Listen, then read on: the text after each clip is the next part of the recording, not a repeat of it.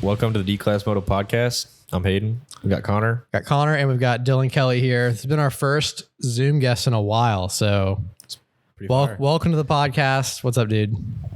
How's it going, guys? Thanks for having me. Yeah, it's I know we've been talking about this for a while, probably a year. I think we mentioned podcasts every couple months. We talk about it, but yeah, it's been a minute. So I'm glad we can finally get it to work out and get to. I mean, it's freaking hot in here, but we're making it work. Steamer, man. Get a little sauna going on right here, but yeah. So anyway, I guess if we want to just like go ahead and like jump right into it, do you just want to like tell us a little bit about yourself? Like you do, I know you do like video and stuff, but kind of like for the people that don't know who you are, kind of explain like who you are and what you do. Make this short and sweet. I was born in Idaho. Like give a whole autobiography real quick. Born in Idaho, lived there until like third grade. My dad's job moved us out to California. At this time, I was still training and racing full time, and I raced all the way up until I was on 85s, and then kind of slowed down quite a bit. And then I raced like a year or two of off road, and I raced like first year in expert, and then I raced a year like pro 2. Never really did anything. I just didn't really have the passion that like my brother has for it, so didn't really go anywhere with that. Stayed in high school. Went through high school, and when COVID hit, I started to pick up a passion for videography. Got a GoPro for Christmas one year and started making a lot of videos. And I was like, all right, I think I'm gonna commit to this. I bought a full camera. Well, not a full camera setup, but I bought a body, lens, and a microphone and started making videos. And currently at the time, I was a mechanic for my brother. So that's what probably most people know me for, is my mechanic TikToks. And yeah, the reason I made those TikToks is because I liked making videos, but I couldn't make good videos and be a good mechanic. So I had to pick one or the other. And my brother's safety as being his mechanic was number one. So I had to make sure the bike was perfect all the time, and I couldn't be messing with my camera stuff and have him get hurt. So yeah, that's pretty much background on me. Dang, so you've only been filming for what, like 2 years now? Like I said, I got a GoPro one Christmas. I don't know if it was 2020 or 2019. I think it was 2019. Got a GoPro and used that for 5 months. And then I was like, all right, I like this. I'm going to commit to it. And then got a camera with the help of, I spent all my money on it. My brother, I think that was when the stimulus checks came through, and my older brother got it. We've all bought something. That's how we got some of these back here. So my brother helped me with his $1,200, and man, I've made countless videos for that guy. He's always got the free videos. Yeah. but yeah, so he helped me, and then I think my dad put some money into it too, because to be honest, not a lot of people get to buy the setup, or not a lot of people start out with the setup that I started out on, which is a Sony A7 III with a Sigma 24-70 f2.8 with a Rode Video Mic Pro Plus. So it's a pretty solid, pretty solid starter camera, which I'm grateful to have. Yeah, for sure. Helping out with it, not everybody is in that position, Yeah, I mean, it does make a big difference though. Like, I mean, I don't want to talk too much about cameras because you know how I am. Like once we start talking about cameras, I can talk for an hour, and then everyone listening is like, all right, shut up. We don't care. Yeah. But I mean, you've probably heard it before. Like a lot of people say like, oh, it doesn't matter what camera you're shooting on, just like get good content. Yes. I do not agree with that at all. Like, yeah, to a certain extent. Yeah. I think that once you get kind of in that realm of 1080, 120, that's about as much as you really need to mess around with. As long as it shoots solid 1080 and 120 frames, you're good. You can make good content with that. And that's really what I do, is I just run 1080, 120 and try my best. Yeah. But, dude, I don't want to talk about cameras all the time. I just got the Sony A7S III, and dude, that camera is like ridiculous. So I used, my first camera was the A6300, which is like a pretty decent starter camera. That's pretty good. Then I got the A7 III, and then I got the A7S III, which like my boss bought it for me. It's not like I just went and dropped like $4,000 on a camera. Oh yeah. But like the A7 III, like, I mean, I've used it for forever, and it's like killer camera. But I just got this A7S III and it's like, I mean, you can shoot like 240 frames per second. Unbelievable. And just like the image is like just unreal. Yeah. So if you have any option to budget that into or put that into the budget, I would highly suggest it. Last thing about cameras, I think so. This is my plan for the next probably 6 months to a year. I don't necessarily need another camera for what I'm doing. I'm not shooting any crazy, like intense documentaries or movies or any projects. What I'm doing for Vital is pretty standard YouTube stuff, so you don't really need more than 1080. But when I do upgrade, I want to get the FX3. Okay. Same. It's basically, and I'll have to debate on this for a little while, but it's just I want the solid video body, like meant for video. It's set up, and then I'll just run my A7 III for photo, strictly photo. Yeah. I'll probably buy a bigger lens for my A7 III and then just have that by my side at whatever event that I do. And then my FX3 is my go-to. Is the FX3, is that the one that like, it's about the same size as like a regular DSLR, right? Like this big. It has no eyepiece. It's strictly, it's not strictly video because I think it shoots 12 megapixel photos, but I think it has similar settings to the A7 III. It shoots 4K. Yeah. So I've used the FX3 once on a shoot before. And from what I can tell, it's the exact same camera as the A7S III. I mean, the A7S III, gosh, I don't want to talk about, well, this is our last little thing. And then I promise we're talking about something else. I got stuff to add. The A7S III also shoots 12 megapixels. So it's like not a photo camera. Oh, really? I didn't know like that. For some reason I thought it shot better. It's man up and buy the A1. Yeah, it's so basically the reason it shoots such good, which maybe some people that don't like cameras will get something out of this. The reason it shoots such good video is because it's only 12 megapixels, but I mean the sensor is the same size as any other camera, but those pixels are so thick, that it like that's what makes the video better. That's kind of what I'm looking for. Is I want to be able to crop in. I was doing some stuff for FXR a week or so ago, and I was shooting 1080, and I just wanted to be able to crop into a shot and have it be a little bit crispier. Yeah. And I mean, people really won't notice on Instagram, but for my personal, I don't know, like I want the, I'll notice. Yeah, exactly. Even like I've been uploading like a bunch of stuff to TikTok and Instagram that I shot. We went out to Redbud a couple weeks ago. I shot some video out there, and dude, sometimes it looks like great. And then sometimes I'll upload the exact same type video to TikTok and it's just like, nope, we don't want this to be good quality. And like, I don't know what causes that to happen, but they're just like, I think, nah. There's settings on both. I've heard that if you upload it through the browser, like you're on your computer, you just drop the file into it, let it fully upload through there and then post it on that. It'll upload in full quality, but that, and then there's a couple settings. I know that Instagram for sure has a setting that you can put high quality uploads as well. And I think TikTok has a setting in there as well. I've seen that on TikTok, but I mean, it's always on for me, but sometimes like I don't change any settings when I upload, but like sometimes it looks great. Sometimes it just like looks chunky. And I don't know if it's like my internet while I'm uploading it or something. I don't know. Maybe off cellular. It's just not as easy for it to upload. So it compresses it so it can get it on the internet and then, I don't know. But anyway, you said you wanted to add some stuff in? Oh, he was talking about how he's going to get figuring out what he wanted for his camera. He doesn't need a new camera. And I was like, while you were talking about that, I was like, new camera or a kit, you know, it's just like holding both of those right there. Like I would rather have the a kit. Hayden's obsessed with a kit suspension, even though he's never touched it in his life. I'm gonna put a kit on a 2000 CR125 and just make it look ridiculous. I think that'd be super cool. That could be sick. I mean, if you save up all your money and just dump all of it. Yeah, all the money. Yeah, I got a couple bike projects. I don't even think you got to get a kit. You could just send your forks and tubes off to get coated. Which people would call it a kit, but it's different. A kit is. Oh yeah, a kit is massive, dude. I mean, I don't even know what the millimeter size of my front forks are, but like it's at least 20, 30 more millimeters bigger in diameter. Dude, they're huge. They're huge. A kit is massive. Like it's incredibly big. Like, yeah, makes mine look like, rear shocks. Like it's crazy.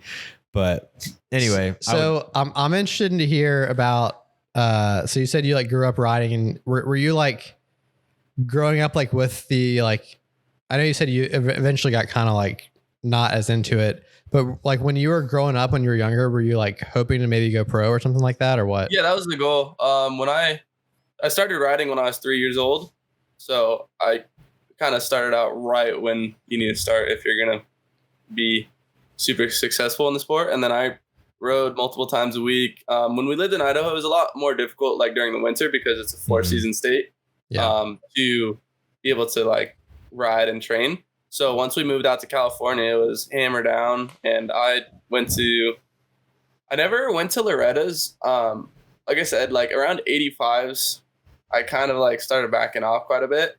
And I don't think I was really ever into it as much as my older brother. And I just saw the stuff that my older brother did. I just didn't want to follow that same path, you know? He just it didn't look enjoyable. I liked riding dirt bikes though. And that's kind of all I really knew or had access to, which it's a great thing to have access to. But yeah, once I hit kind of 13, 14, I was like, you know what?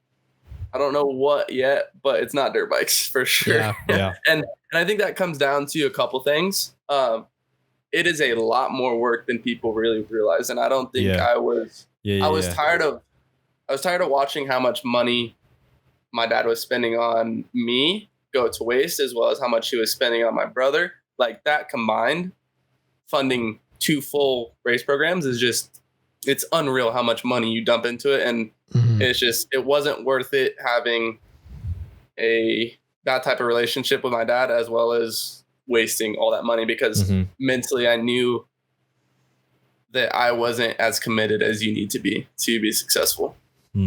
Dang. Yeah. Props to you for being able to decide that, especially when you were so young to like, that's pretty mature for a young age person to think like that. But yeah. How much older is your brother than you?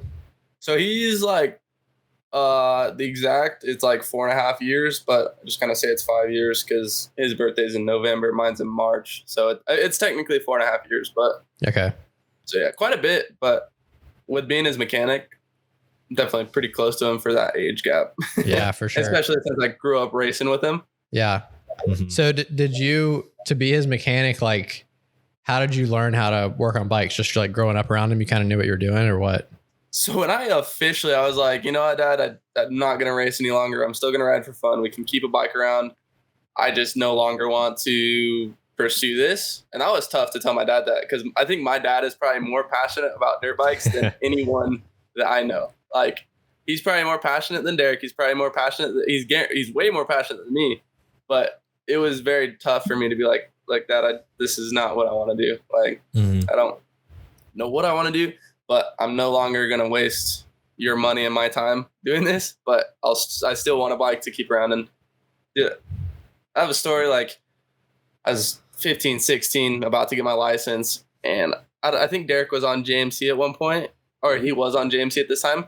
And I was like, oh man, that new Husky 125 or 150 looks sick. He just went out and bought it. And I'm like, all right, I appreciate that. But that money possibly could have went to getting a car for me. Like, yeah, I'd rather have the car than the dirt bike. My brother shared Chevy Colorado all the way up until like maybe six months ago. Dang. When we got another little Subaru Crosstrek, and that's kind of what I daily now. Dude, I love that song though.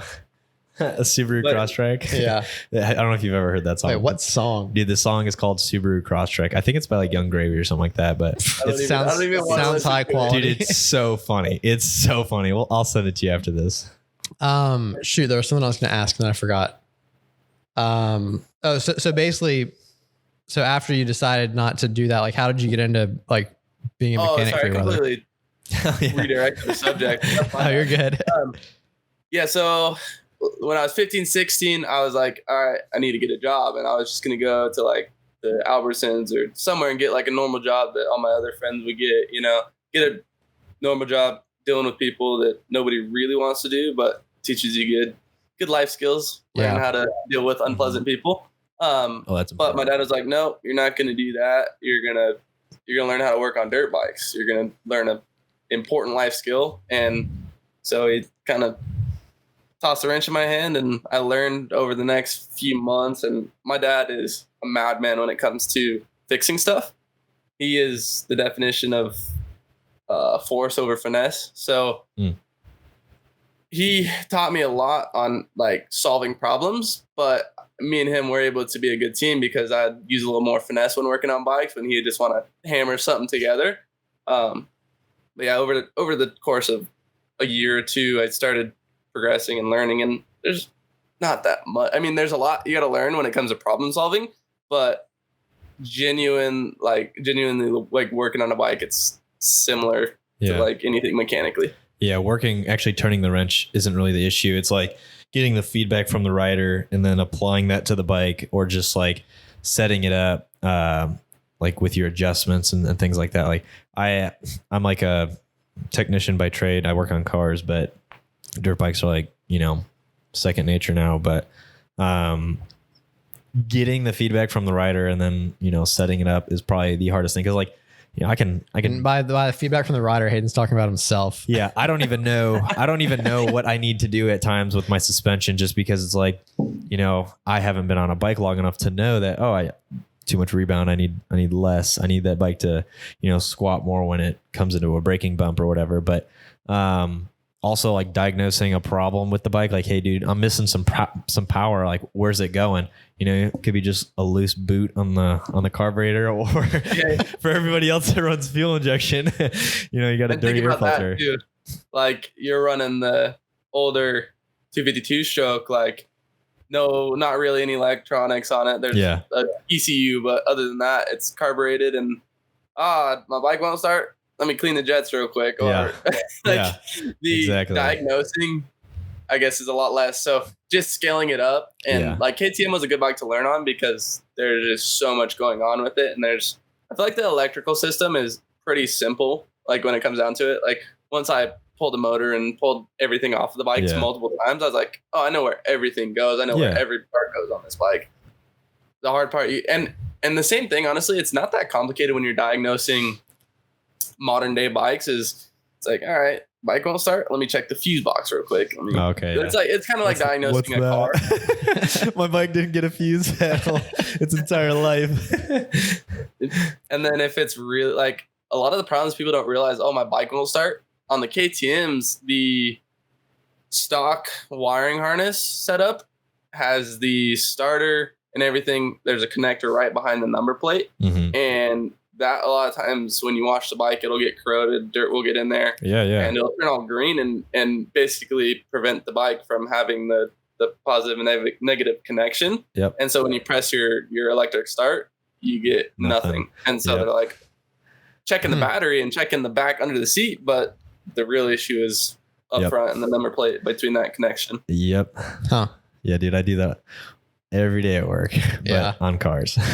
So to kind of like change the subject a little bit. So you work for Vital MX now, right? Yeah. Is that a pretty new thing?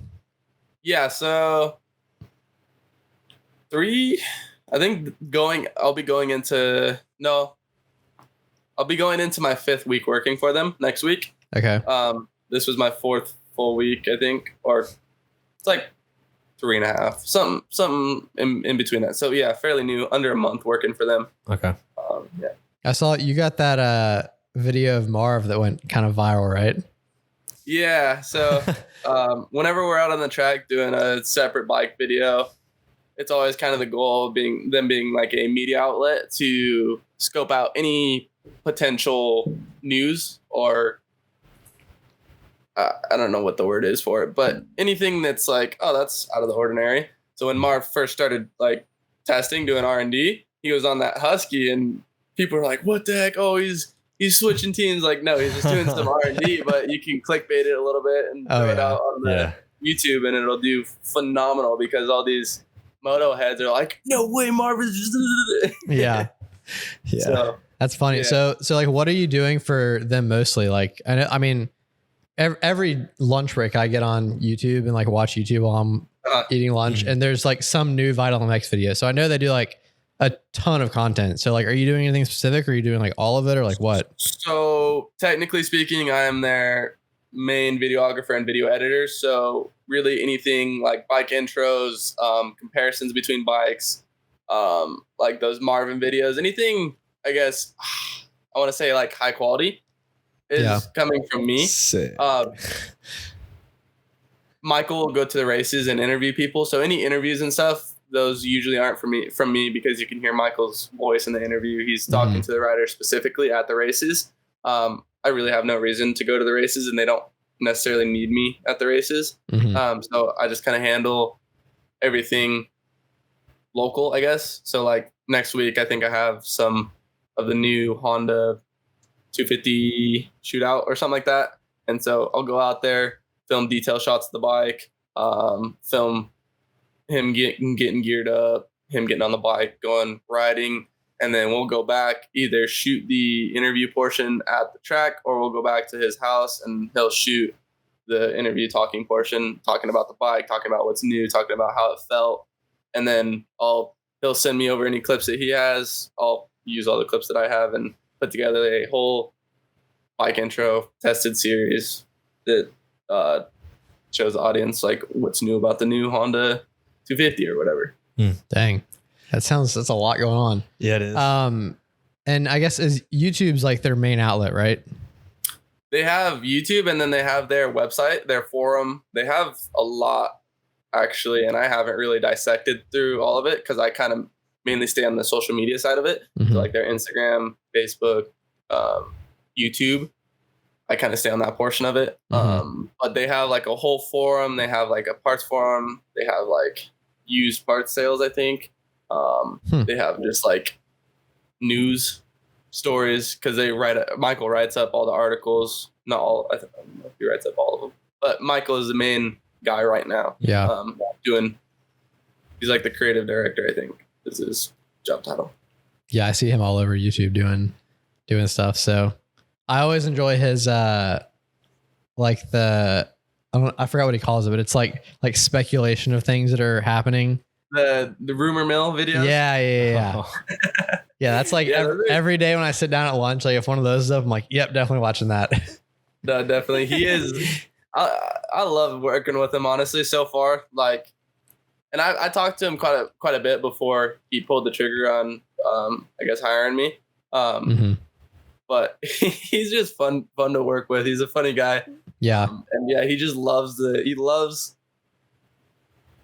potential clickbait, potential like stories. He just loves that stuff. So he's like the perfect person for the job that he has, which is cool to see, you know? Yeah, I mean, that's how all that stuff works now. It's like I've heard, I mean, I'm sure you know, like Gypsy Tales, he's like the master of clickbaiting.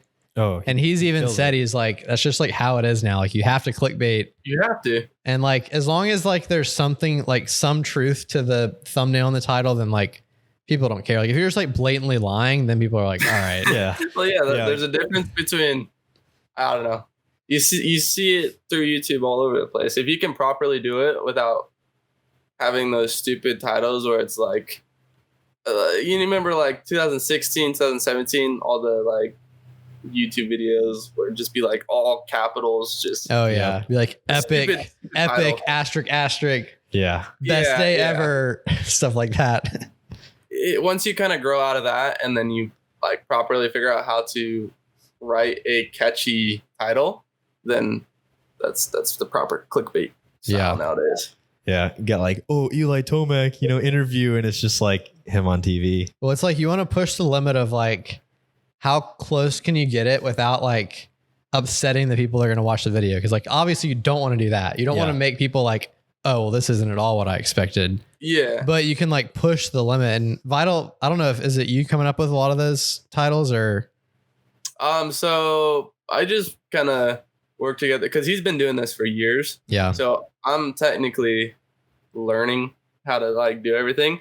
I usually come up with the title and then I check with him and he's like, yeah, that sounds good. But like I said, I do most of the high quality videos. So it's like pretty simple titles like review the 2023 Husqvarna FC 250, you know, so it's not like super complicated, you know. Yeah, I'm sure it's a lot of those like rumor mill ones that you like can really get creative with the clickbait and stuff. I'm gonna check on the camera real quick, make sure it's still recording. Yeah, go for it. I've actually kind of cooled off, surprisingly. I thought I was gonna sweat through this whole thing, but what do you mean? Uh-oh.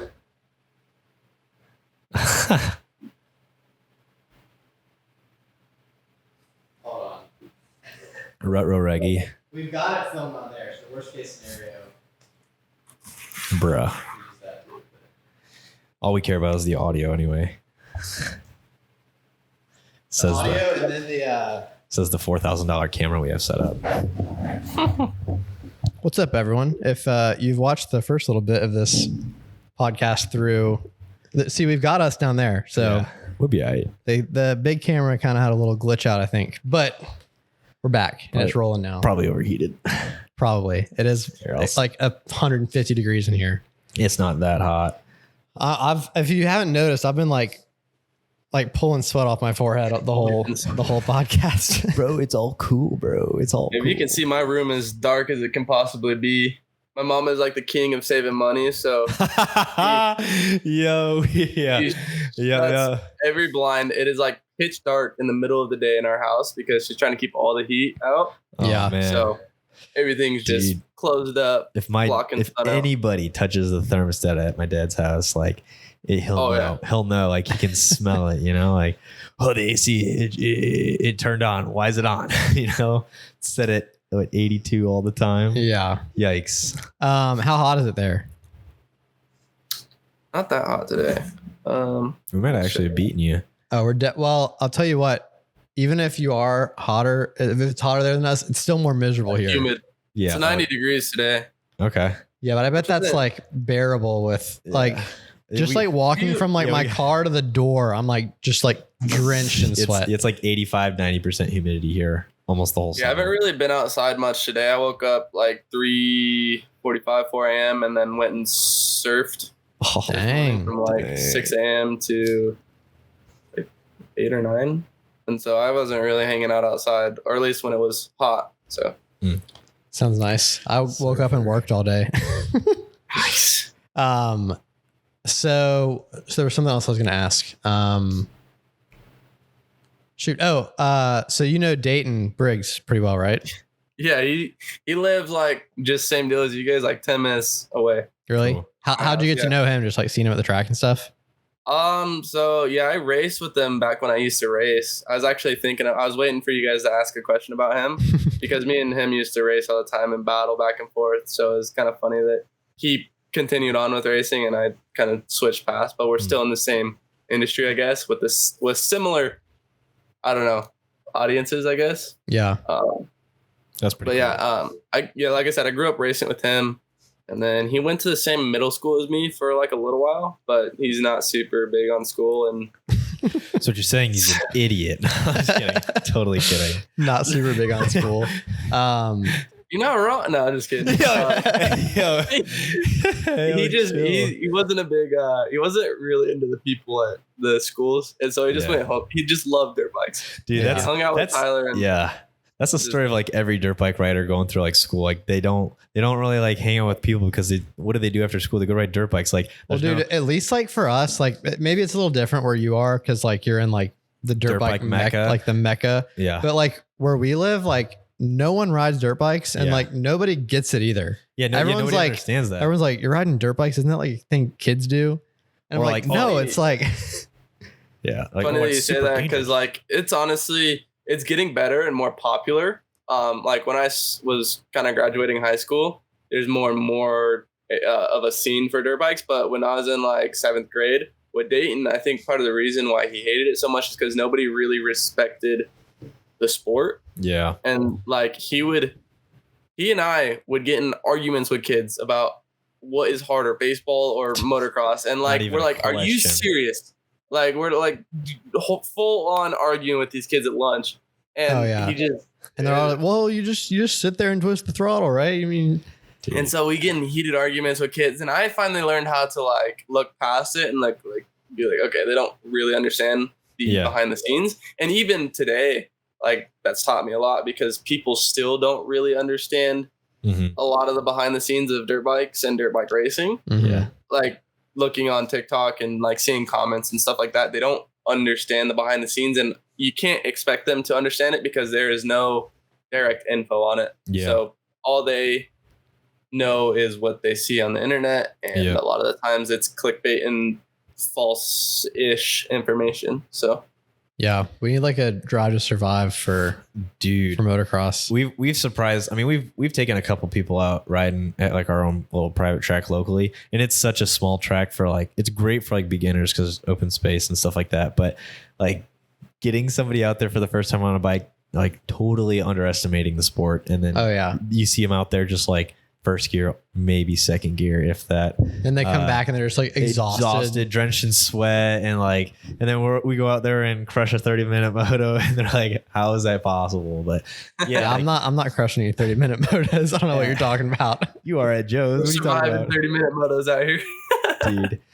I'm riding like 10-minute motos, and I'm like, I ride a maximum of like 4 laps because like I got to a certain point where I have like I would say like decent speed, and so like I can ride over my head for about like 3 to 4 laps, and then I'm like just exhausted after that. So I'll go out, ride for 3, 4, 5 laps, and then I was gonna say for 30 minutes I can ride really slow. Yeah, I can be on the bike for 30 minutes if you need me to. Well, I mean, like I'll go out there and I'll do like 30 minutes. Like I stayed out the whole session at South Fork. You're in a lot better shape than me, so you can. But still, like the intensity, like I know what you're saying. Like you get like 4 good laps, and then you're like smoked. Like that goes for like a lot of guys that go out there and ride for fun. Like you can go out there and ride a whole moto, but like you're not gonna like be doing anything. Like you're gonna be like 5-10 seconds off your your fast lap. So exactly.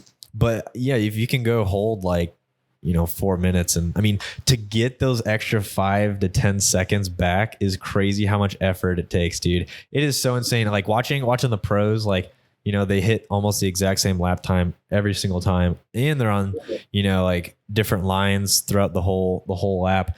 But for them hitting like 2-3 tenths faster a lap versus like us hitting 2-3 tenths faster is like, it's so different. It's such a different sport at that point. Because their tenths are like our 10 seconds a lap difference, because in order for them to get those like minute amount of speed, it's just crazy. And I mean, you can look at Eli Tomac out there who will throw down just insane laps, and then people have to try and either catch him or match his pace. But it takes just a certain amount of like skill to reach that extra couple tenths, which is hats off to those guys, because there's a lot of like pieces to the puzzle, and that's what I was kind of thinking about earlier today.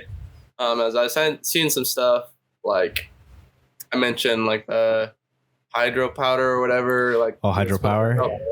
Whatever the powder is that you're supposed to drink to help prevent arm pump is like, people don't understand that that's not going to directly prevent your arm pump. Yep. But it's going to allow for more blood flow. It's going to allow for more flow in your muscles so they don't pump up as quick. But you also can't just come off the couch, drink some hydropower, and be a champ. You got to train and train and train and train. Yep. And then take the hydropower, make sure you're hydrated, make sure you have all your electrolytes, make sure you are fully prepared. And then even then, you still might get arm pump.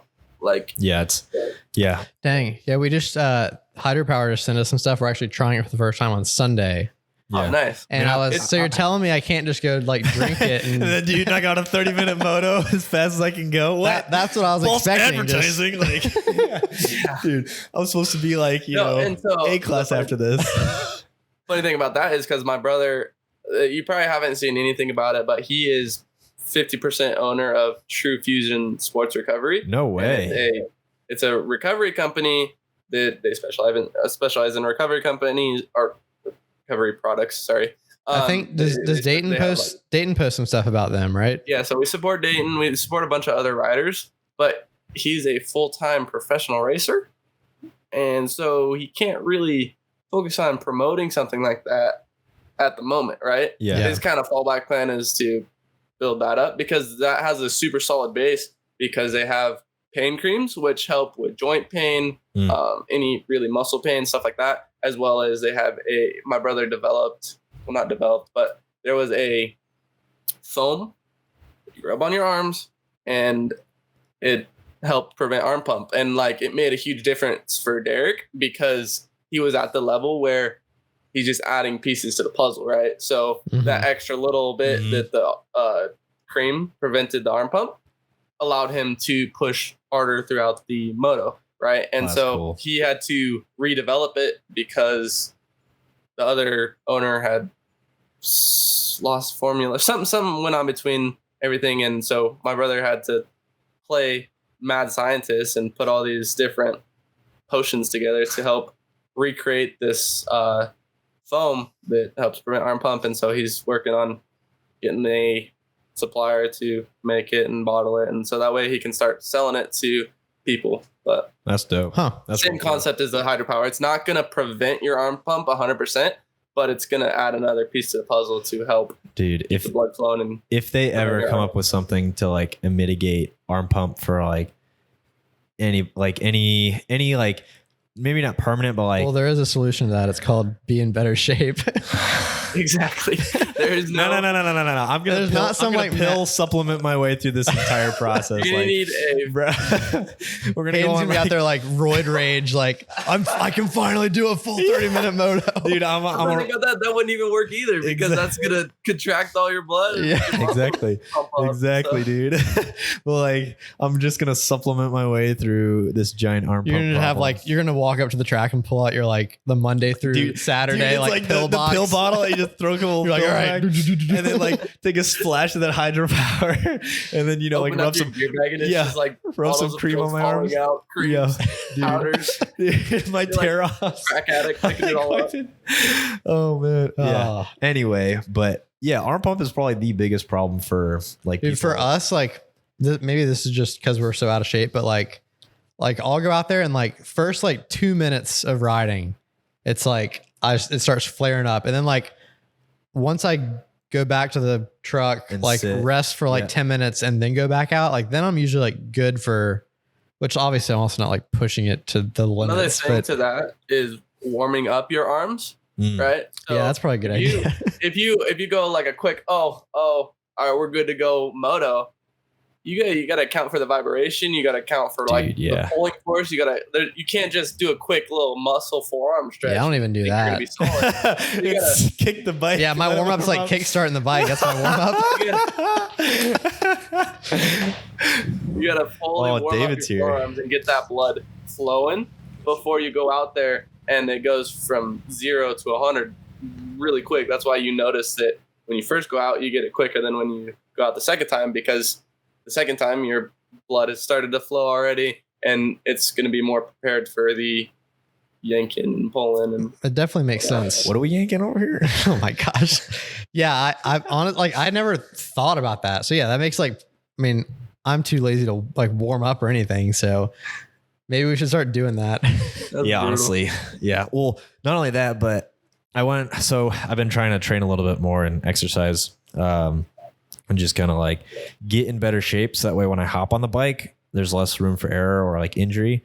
Cause I've already been injured too many times on a dirt bike. So I gotta work's already pissed off at me enough for being in the hospital like 2 times for being on bikes. So they're like, you know what, you need to like chill out. And I'm like, well, I don't want to, I still want to ride. Like if I get hurt, I still want to get back on the bike, but I just been running a lot more and like the leg strength. So when we went to South Fork, a couple weeks ago, I noticed a difference, and I was able to stand a lot longer just from like running and then just doing leg exercises. Nothing like crazy, but just, simple like cardio. Like it is actually noticeable how quickly your body will change and adapt to just like exercise and then getting back on the bike. It might only help you like 10 minutes throughout the moto, but like that is noticeable for me. But one thing that I've noticed too is like, as far as like, which like obviously I am like never going to be even like a close to like a pro rider, but like I'm trying to at least like B class would be super. Well, I'm trying to at least just like get better for myself. But one thing I've realized is like, because of like I get tired so quickly out there, like I know what I'm doing wrong like form wise, but I just like don't have the like endurance to like I'm like, oh, my elbows are down. Then I pull them up and I'm like, oh, I'm like sitting too much. And like, oh, I'll stand up more. And then now my elbows are back down. Oh, my feet are just dangling off the pegs. And that's when it gets dangerous is because once you start making those mistakes, those little mistakes turn into way bigger mistakes and they can put you on your ass really quick. And that's kind of what's dangerous for me is because I can ride at this pace, but I have to pull off after 4 or 5 laps because if I slip my hand off the handlebar going through these rollers, it's not going to be good. It's not gonna be pretty, you know? Yeah. And that also goes like the skill levels. So like, obviously we're still D class kind of riders, but if you have the speed to be a B class or an A class rider, like, you know what you have to do in order to ride that, the risk just becomes so much more elevated because like, sure, we're not hitting big triples like you guys are, or like big jumps. Like we're hanging third gear open. Sometimes we're not sending anything as big, but like when you get to those levels, the room for error is so much smaller because you have I also feel like they're like, once you're at that level, like you're so much more in control. Yeah. If you look at someone like Eli Tomac, for example, he never gets injured. And he's also like a clip of him off of Mount Marvin or Mount Martin. He like goes where he like went like super sideways, like fully sideways off of it.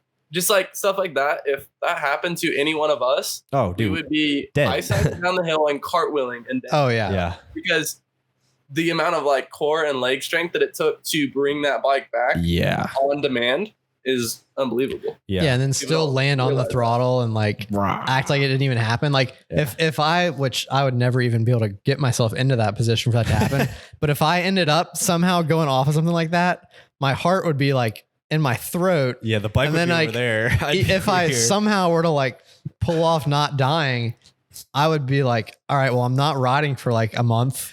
Yeah, dude. Yeah, that was pretty tough. Like I went over the bars, I endoed, I overshot this jump, and when I landed, my front wheel hooked in some like really soft, like tacky dirt that hadn't been like ridden on yet. So it buried and I went over the bars and the bike landed on me. But like I went to the hospital for that and I checked out okay. I definitely know I have a tear in my shoulder, like either my rotator cuff, because it's coming back to haunt me already and it's been not even a year. But that crash could have been like way worse if, I was either less experienced or, just not in any better shape. But well, like I was talking to my dad about this actually last weekend when I was home, which like you might be able to give some input on this since you were kind of like at like kind of like the topish level during this period. But like for us, like we didn't really ride until like a year ago. Like I rode in middle school, but like I don't even really count that because like we didn't really know what we were doing.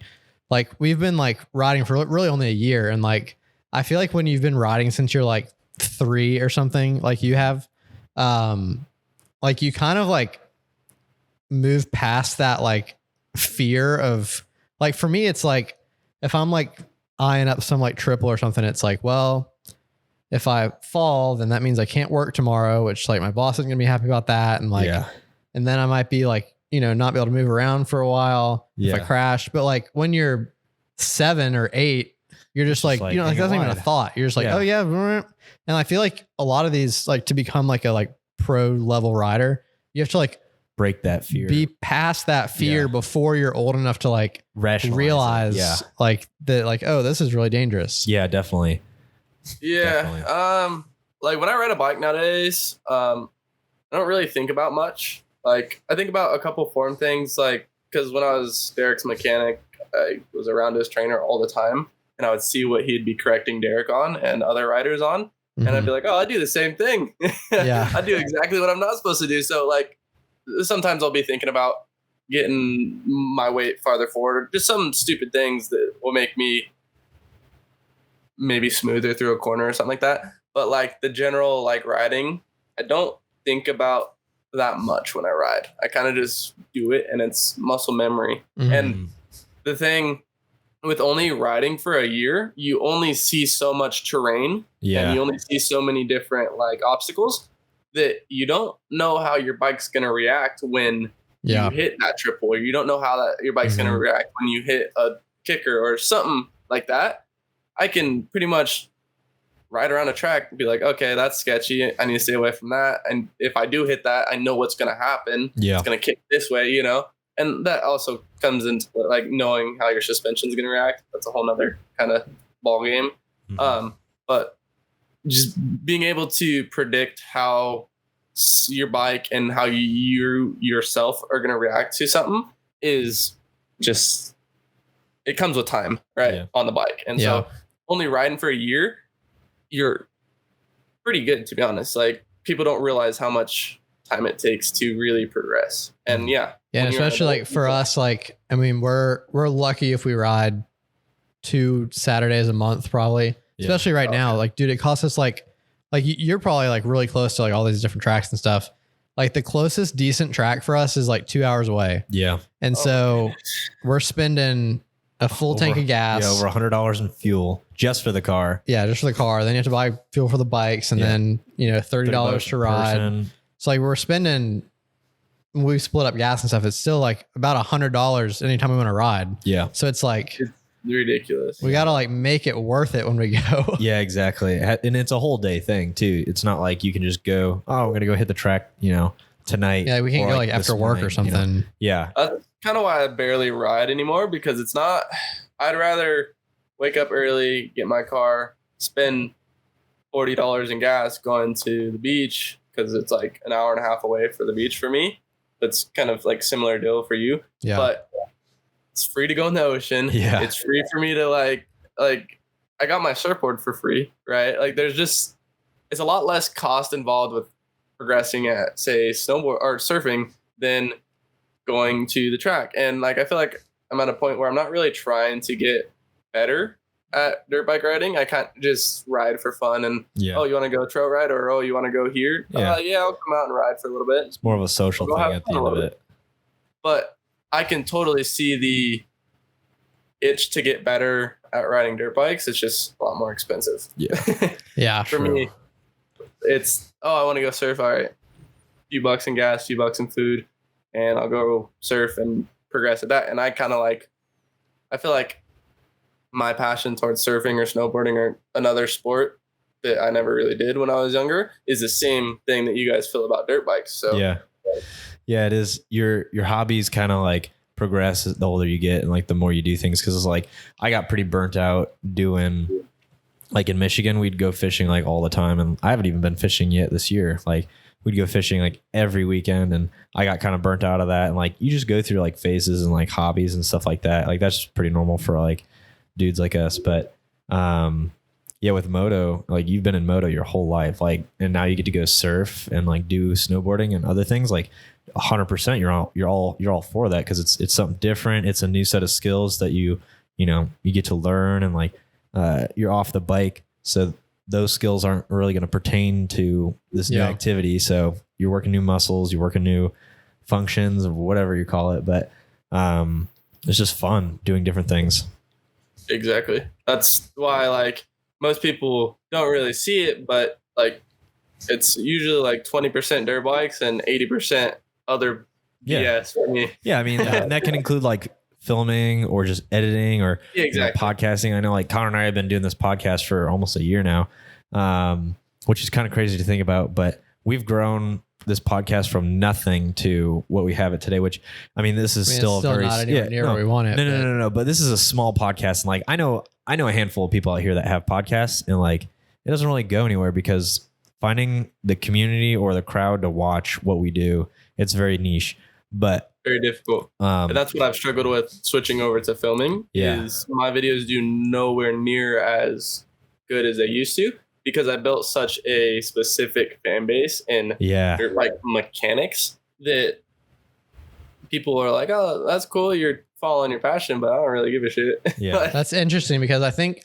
the first time I saw you on TikTok, you were talking about like camera gear and like filming dirt bikes. I was like, oh, that's sweet. I'm going to follow him so I can learn more about that kind of stuff. Yeah. That's funny. So, I mean, you have at least one fan that cares about the filming stuff. Well, it probably pertains to you more because you like dirt bikes and you like filming. Yeah. But think about the people that like dirt bikes and they like mechanics. Like, for a while, like, people would be blowing my phone up. Oh, how did you become a mechanic? How did you learn this? How did you learn that? Oh, my bike's broken here. You know how to fix it. And it's like, I don't think I've gotten a DM hitting me up about anything camera related in a minute, which Connor will be your first one. Connor will kick that fire right off, you know? But like, it's just interesting. And I understand why, but it's just, I'll be interested to see how it grows over the next year or whatever. Yeah. Oh, that's cool. So, I'm going to try not to pull this back into too much camera talk, but do you like, is Moto like the thing that you film for fun, or like do you have like any other stuff you like to film? You film surf or anything Moto like that? is my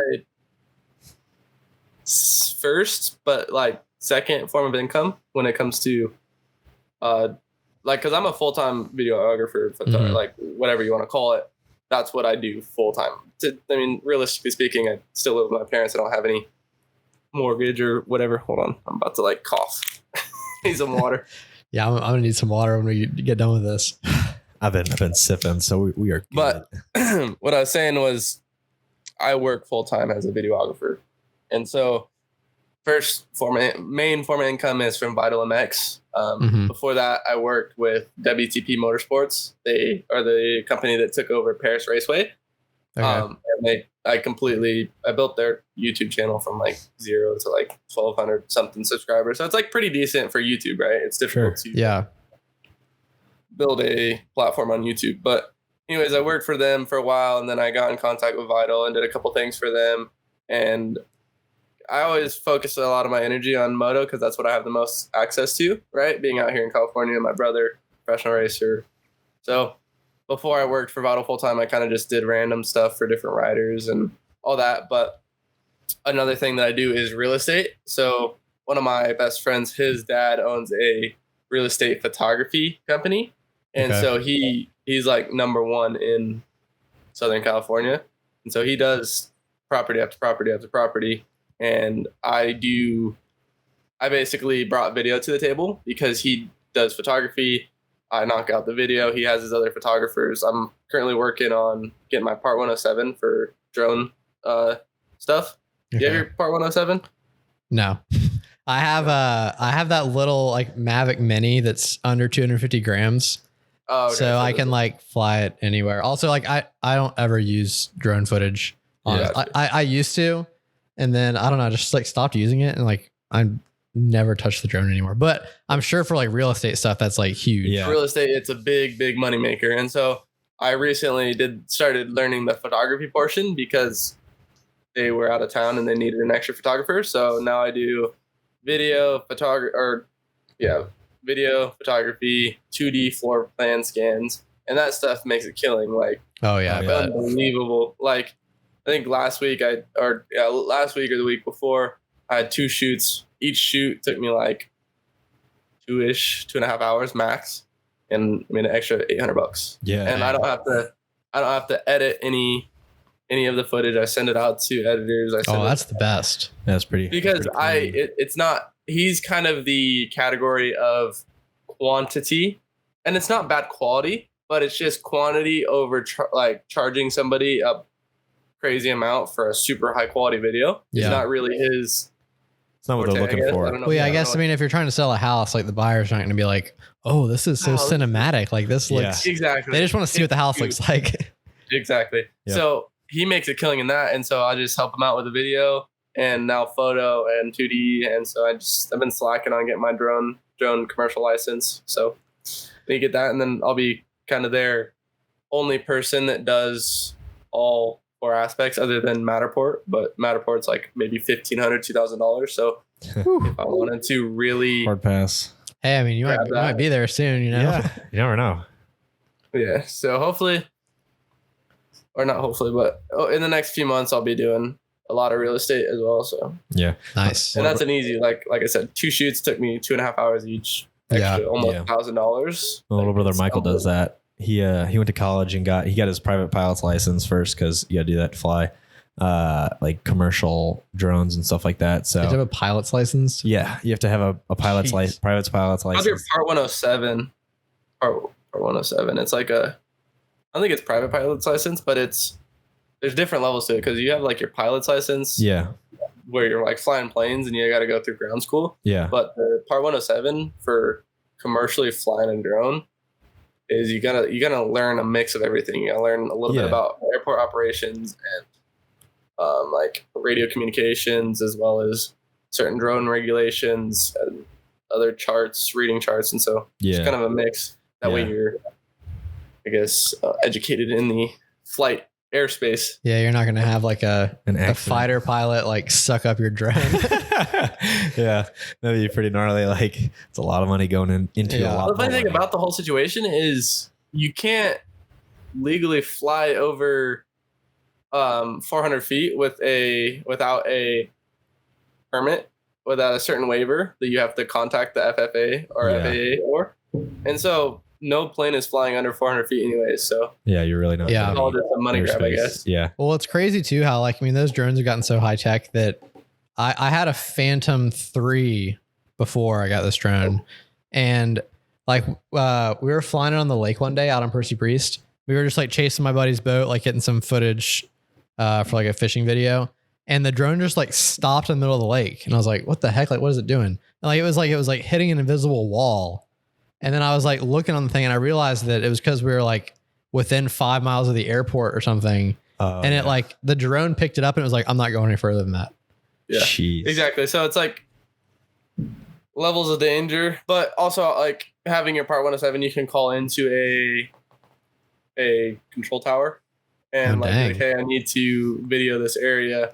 I'll be done in X amount of time, and I won't go above X amount of feet, and they'll clear you. So, you're like, hey, I'm landing my drone on the runway. Clear it out. Yeah, we're parking this thing. Yeah. Get the hangar ready. Yeah, right. Oh, I was gonna ask. So, you work full time as a videographer, right? Yeah. So I actually just got a new job. I've been doing it for a little over a month now. I work for a UFC fighter that lives here in Nashville. We're starting a podcast for him. And then he also does like a bunch of fitness videos and stuff. So I just started working full time for him. Before that, I was working for a company that produces fishing TV shows down on the Florida Keys. And I mean, that was obviously like a blast to do that too. And I originally got that job it was more like a marketing position, and then also helping with their podcast stuff. But I started getting into like shooting on all their shoots, doing the slow motion cam. Mm-hmm. I shot it all on the A7 III, and I mean, we got like some killer stuff with it. And but yeah, so yeah, now I do. It's like, I guess it's weird because like I'm not like a freelancer, and like what I do, like a lot, like it's definitely got like some marketing involved with it, and like it's not just like I'm like there with the camera every day. But a big part of what I do now is like doing video film stuff. So yeah. Nice. It's fun. I will say, which like we're already at an hour. We should probably wrap up before too long.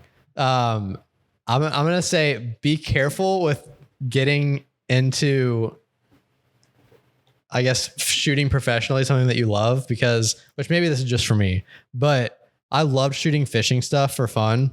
Like that was like how I got into doing video. And then I started working professionally in the fishing industry doing video stuff.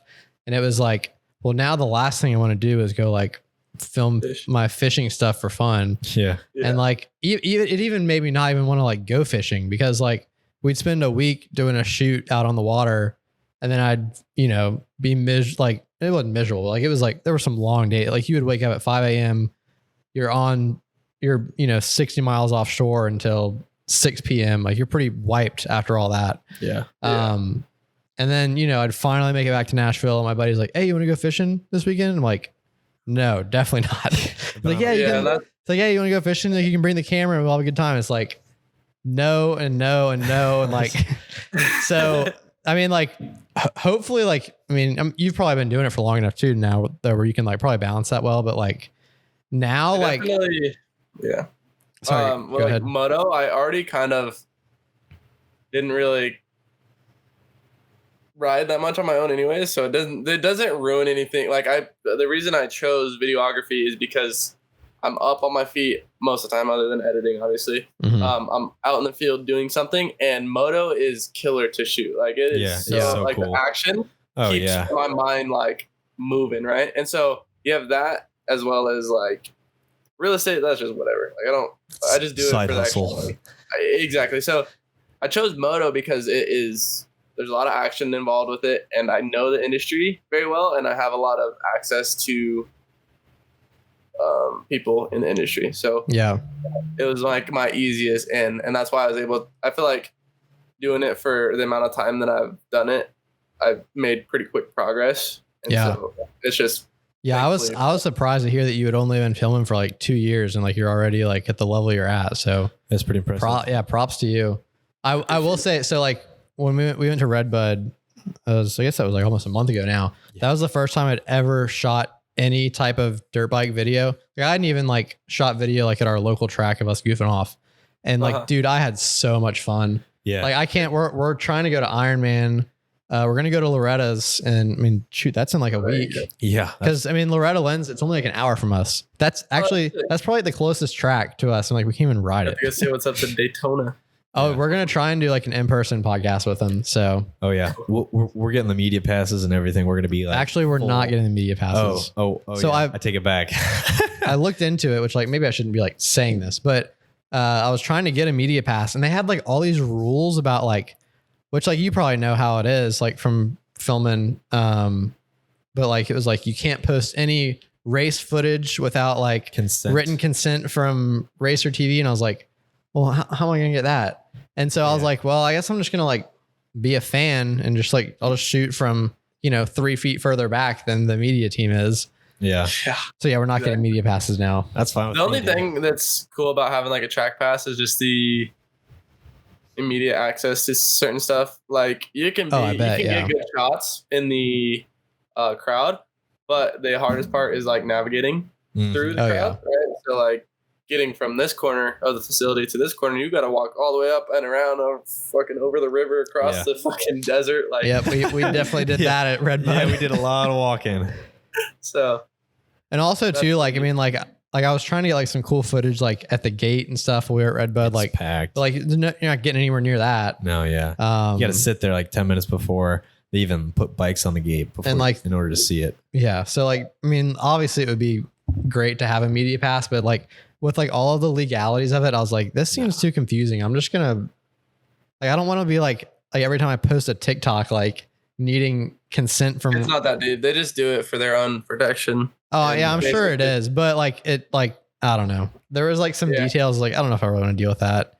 I had a YouTube video get flagged for copyright, but it didn't make sense because it was like I was at Seattle, Washington, filming some stuff for WTP and one of their riders that they support, and it got flagged on YouTube for like a copyright strike, and it was like round 11 Indianapolis segment here to here, and I was like, what? That doesn't even make sense. So they like just pick up random info through the video and like try to match it up. Yeah. But like that's on a different level. Like Feld Sports or whatever, they like that whole. Yeah, I mean they've got a lot more going on than just Supercross, right? They have so much. Yeah, so they've got like probably the stuff in place to like. I mean, there's probably like some bot that picked that up, Yeah. Exactly. So with like Loretta's, you'll be chilling no matter what. Like it's not that dope. Well, yeah, we're gonna go, and I mean hopefully I can like take a day off work and do some filming and stuff. But that'd be awesome. Anyway, let's go ahead and wrap up. I can see my camera is flashing that the battery is about to die. So last time we shot a podcast, it was like I put a full battery in it, and like when we were done, it was at like 75%. But now I don't know what the deal is with it. It's probably just because you know how those cameras are. Yeah, it's probably just like the fans are like full blast. Yeah. But anyway, really appreciate you coming on. Yeah, like, it's been a blast. This is a blast. We'll have to do another one or something. Yeah. No, it was fun. It was definitely cool. I think see feedback on this one, see what people want to like hear more about, and then they can kind of go from there. Yeah, for sure. It'd be fun to do another one for sure. Yeah, let's do it. Are you going to any more like pro races this year? You're probably going to, isn't the finale like probably right by you? Yeah, I'm gonna go to Fox for sure. Like I said, I don't have any real reason to go, and like the pro races are fun, but like I don't go as a fan anymore. It's usually for work. So like, Fox one, I went to work for like Big 49 radio or whatever. But if I do end up going to one, I'll let you guys know. But Yeah. So that was one of the other rules on for like the media pass for Loretta's. It was like no cheering from like inside the media area. And I was like, Yeah, that's not gonna I'm not gonna be happen. like filming and like Dayton's gonna go by. I'm gonna be like, yeah, let's go. Like I'm not gonna be able to like contain myself from doing that. I'm gonna just boot me out anyway. Dude, So you couldn't get me to not cheer. Like Yeah. I'm gonna see a super midi hit the triple. yeah, I'll be cheering for everyone. Dude, yeah. Like, are you allowed to just cheer Nuts. for like Go team. anyway, the camera's died, so we should probably wrap. It'll be good. But yeah, thanks for coming on, dude. This was a very quick hour. And That went by real quick. yeah, we'll have to do some more. I'm about to have to wrestle this tire onto my bike. So it'd be funny to do like you could change the tire and I'll walk you through changing the tire, give you all the tricks for yeah. changing the tire. Seriously. Last time I got about 80% through it, and then I just gave up and went to the dealership. So Oh man, we're gonna make it work this time. you gotta get all the right tools. You gotta have the. We got. I got like the we got all little right Tusk tools. kit. I mean, I don't know if we have like the best tools, but No, I want to get a tire stand, but we don't go through enough tires to like need that kind of stuff. So we just suck it up and put it on a bucket. yeah. But anyway, dude, it's been real talking to you. Appreciate your time. We'll catch you later, dude. For sure. See you guys. All right, Peace. see you, dude. Later.